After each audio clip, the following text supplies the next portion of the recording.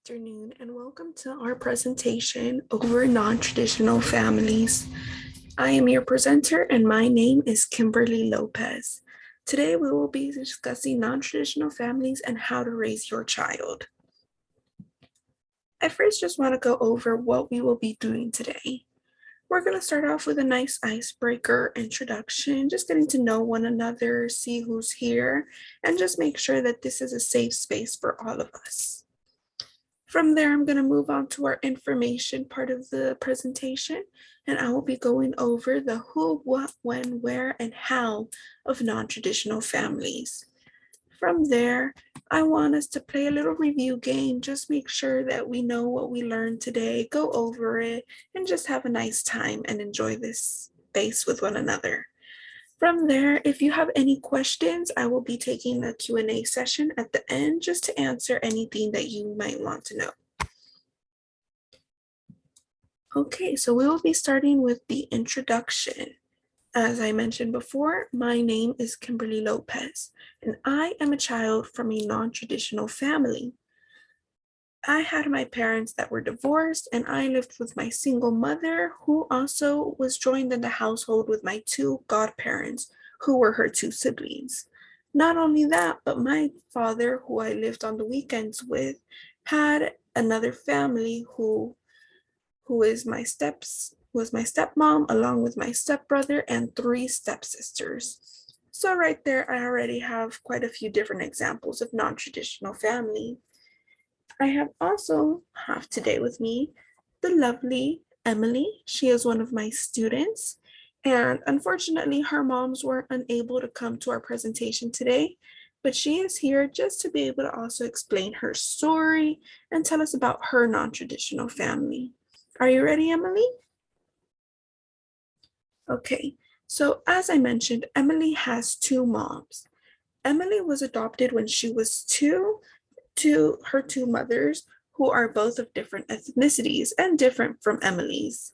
Emily comes to us from Mexico. One of her moms was born here in America, and she has another one who is from Asia. Emily, do you love your moms? That's great to hear, Emily. Thank you for sharing us your story. I am now going to give you guys the chance to discuss and give you guys all the chance to just explain your non-traditional families. Alrighty, I am now going to move on to the next portion of our presentation. I want to discuss this quote as I think is very, very important. Now that we know that this is a safe space for us, I want to discuss this very beautiful quote. Family is not defined only by last names or by blood. It is defined by love and commitment. Now, just because your child is in a non-traditional family does not make you less of a family than a traditional one. As it says here, you're not defined by a legal last name on a birth certificate or if they are biologically yours. Knowing that you guys showed up today and you guys are making this effort and want to be there for your kids, that is more than enough to prove that you are a true family. And I think that that is very, very special and very important to know. I want to go over this misconception very quickly. Some people might think that children that are in a non-traditional family cannot be as successful as children in a traditional family. However, this is completely false. Being a non-traditional family will not make your child any different in terms of where your child will be on a success level. It is not going to be the one thing that hinders your child. Just because your child has two mommies or two daddies, or just one parent, or has four parents, that is not what affects your child's future and what they will grow up to be. Now I want to go over these questions that I set up for us. Who is considered a non-traditional family? I heard some beautiful examples, but I just want to go over all of them and explain some different situations with them.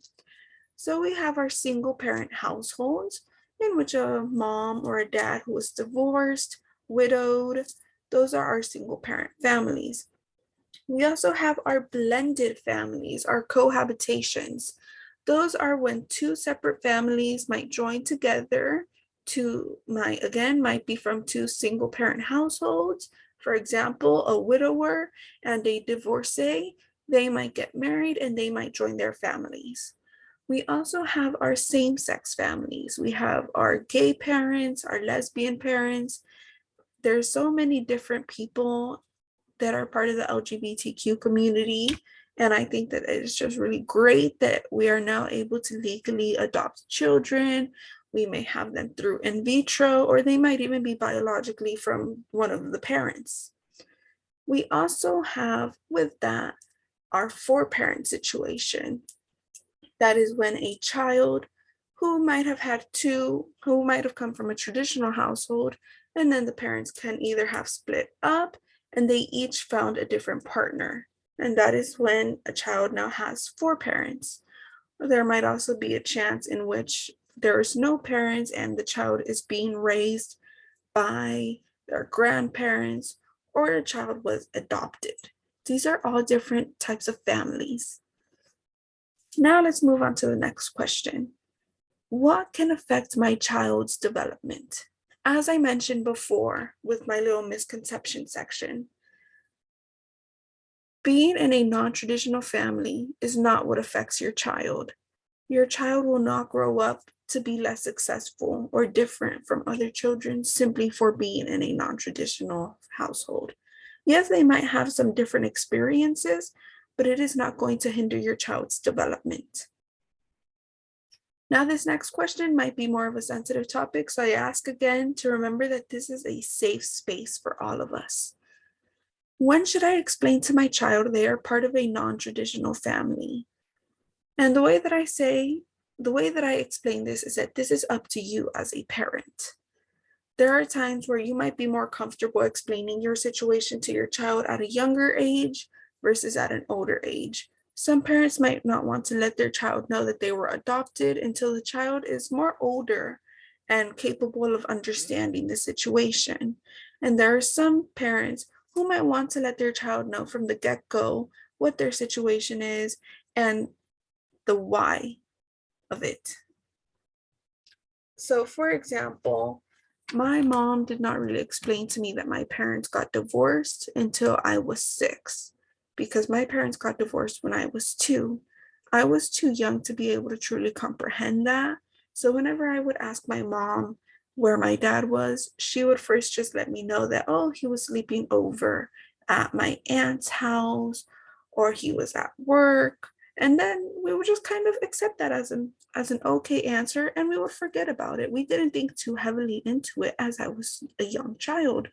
And as I grew older, and she knew that I was having more questions about it, and I was a little more stuck on the theme and the topic, she explained more.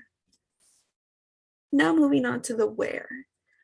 Where can my child find other children in non-traditional families? I think that in this day and age, it is so great to know that non-traditional families are starting to become more socially acceptable. There's actually an article in which I read that 62% of children are coming from traditional families. That means that there are 38% of children in today's day and age that come from non-traditional families. This is an all-time high for us. This means that at your child's school, there is bound to be at least another kid that also comes from a non-traditional family. More than likely, there is another parent in the same classroom that is dealing with a similar situation. Just knowing here that there is more than one person showing up to my presentation lets me know that there is more than just one non-traditional family at this school. What you can do to introduce your child to these different non-traditional families, or even to traditional families, is just setting up play dates and explaining the different situations in some simple terms so that your child knows that families don't come in just one shape or size. And the important question, which is what you guys must have on your heads, is how can I help my child be successful? And it's very simple. You love them, you care for them. That's all you can do. Your child will thrive knowing that they come from a loving, supportive family who just wants what's best for them. That is how you can help your child be successful. Discussing with their teachers, discussing with them, making sure that whenever you have any questions or concerns that you are there for them. Now I want to give you guys a quick activity, assignment, however you would like to call it. We're first just going to go around and we're going to name a few different examples of non-traditional families. So I'm going to let Emily explain this first. So Emily, what is an example of a non-traditional family? Correct. A blended family is an example. What's a blended family? You're absolutely right. A blended family can be when two different families mix together to create one big happy family. Thank you, Emily. Now I'm going to grab a ball and I'm going to toss it to one of you guys, and you will then toss it around to one another until we have named a bunch of different non-traditional families.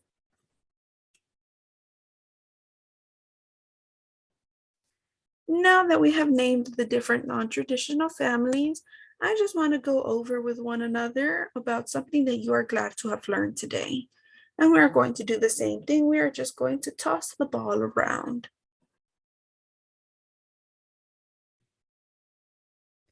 Perfect. Now, does anyone have any questions? Yes, that is a perfect question.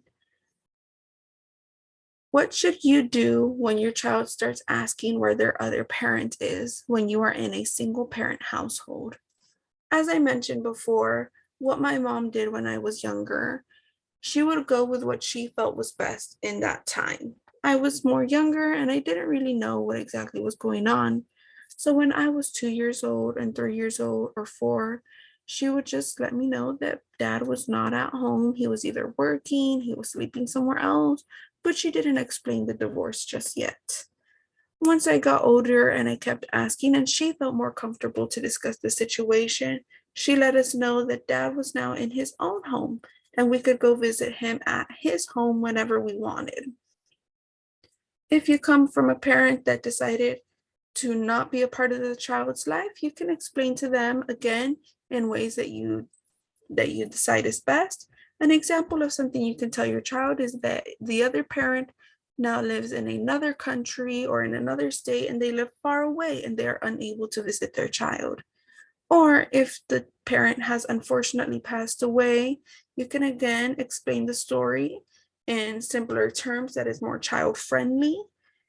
And from there, you can explain what their parent was like, how great they were, how they would have loved to have still be with their child. Does anyone have any other questions?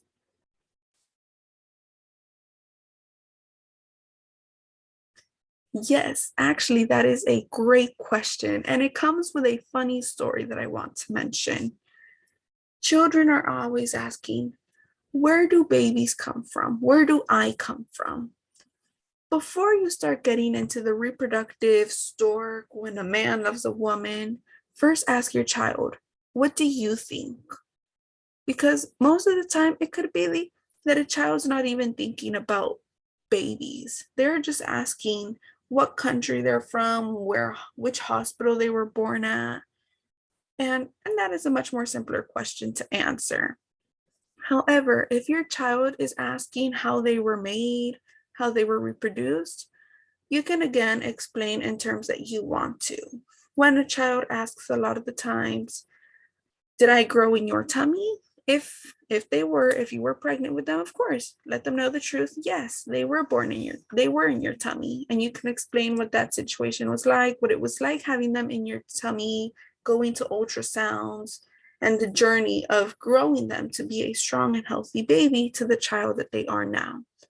If you were not the one who grew them in your tummy, whether it be the other parent biologically, or you adopted, or you had in vitro, you can explain to your child again in simpler terms in which you would feel most comfortable with.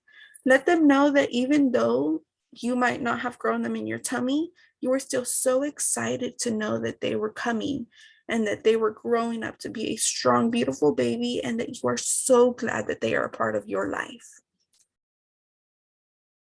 If that is all the questions we have, I am going to wrap up my presentation. I am so glad you guys made it out today, and I'm going to be handing out some flyers that just have all the information that I gave today in case you ever need to reference it back or you would like to share this information with other families. Thank you.